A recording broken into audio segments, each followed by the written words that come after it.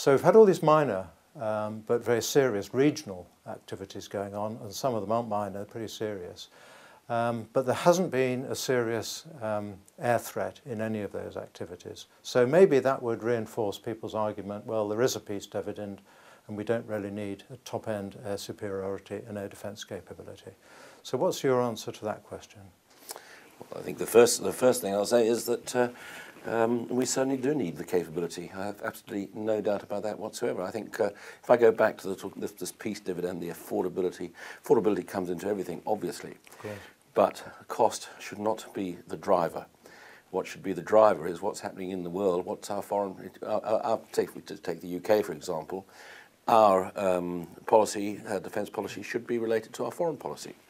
But if you look at the world as a whole, there's some pretty potent aircraft out there. And there's a lot of countries out there that are right now sort of running competitions to procure new 4th and 5th generation type fighter aircraft, which are extremely capable. I have absolutely no doubt we need it. I look at it, quite frankly, as an insurance policy. And if we as a country sort of want to give up our insurance policy and increase the risk in the future, we can't predict what's going to happen in the future. It takes 20, 25, 30 years to procure a new fighter, quite frankly, and if we get rid of all our fighters now, or anybody does, they can't sort of reinstate the capability overnight, not just the aircraft, but the people as well. So I see it very much as an insurance policy, an essential one. If I could just raise a couple of other little issues. We've moved from the Cold War predictability into the post-Cold War days, where, as we know, as you've already summed up very nicely, everything is totally unpredictable, and we're working very much as an expeditionary force as well. But just a couple of little things. If I look at, let's take the Falkland Islands, for example. There's who knows what's going to be required down there in the future. But one thing I'm absolutely certain of, that if we haven't got fighters that are capable of doing a job for us down there, then it makes us that much more vulnerable. I use that just a little example. But if I take back it in the UK right now, we've got, and most people aren't aware of this properly, we've got aircraft sitting on quick reaction alert at 10 minutes readiness, 24 hours a day, 365 days a year. Why are they sitting there if we don't need some sort of air defence, air superiority capability? They're there to help protect us. So I think I've taken a bit of time to sort of spell it out, but I have no doubt. Yes. And also, actually, picking up your last point, as well as what the public don't see, so much of the time when there are summits going on around the world or Olympic Games, things like that, we've got the AWACS up there, Yep. just sitting up there, out of sight, just keeping monitoring, exactly as you say, to make sure that if any eventuality occurs, then they're there ready to do something.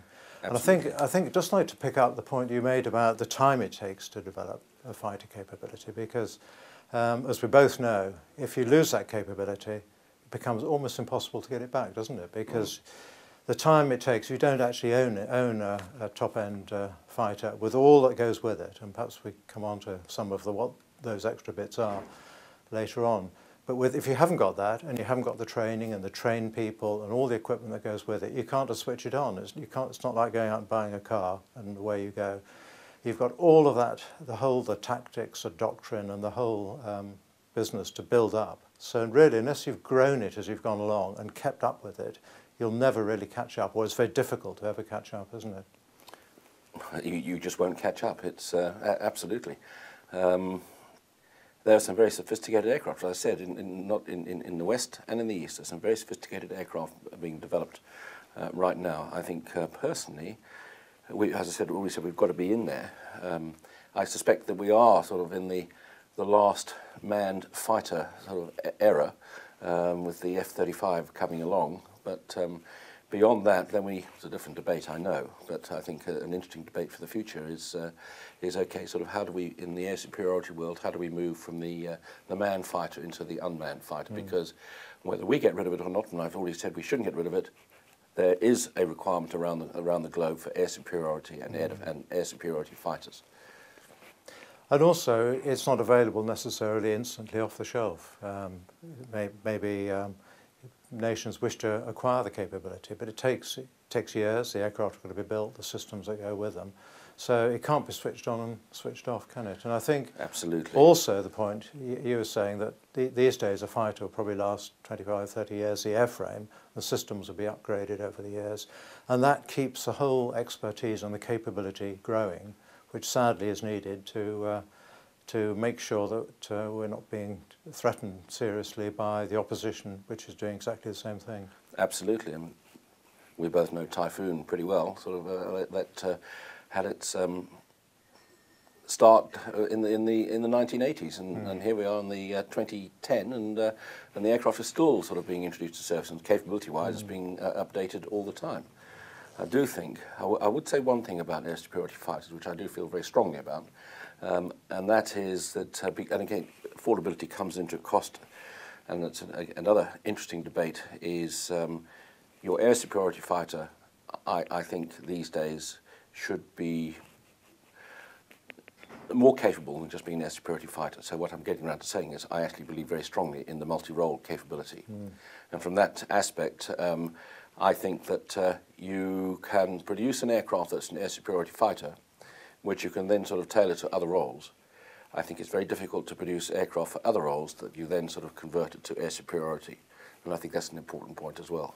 Yes, as the saying goes, you can turn a fighter into a bomber, but you can't turn a bomber Correct. into a good fighter, and which has been proven once or twice. Yeah. But also, as you said, these things get debated, and every so often there are articles in the press saying there isn't a need, there isn't the importance of it.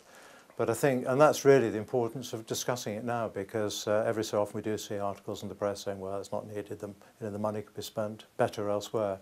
But I think it's as you said early on, it's the insurance aspect. You don't really know what's around the corner, and you don't know what might happen this year, next year, 10 years, 20 years. You can't project that far ahead, and therefore you really have to have the insurance policy, I think, don't you? You've got to have the insurance policy, and like I said right at the start, our defence policy, and therefore our sort of requirement for air superiority fighters, should be related to our foreign policy. And what is our foreign policy? Where do we want to be in this world?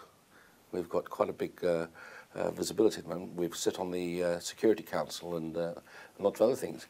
Does the country want us to stay in this position, or do we sort of slowly disappear into a country similar to other countries that don't actually sort of commit to the world as much as we do?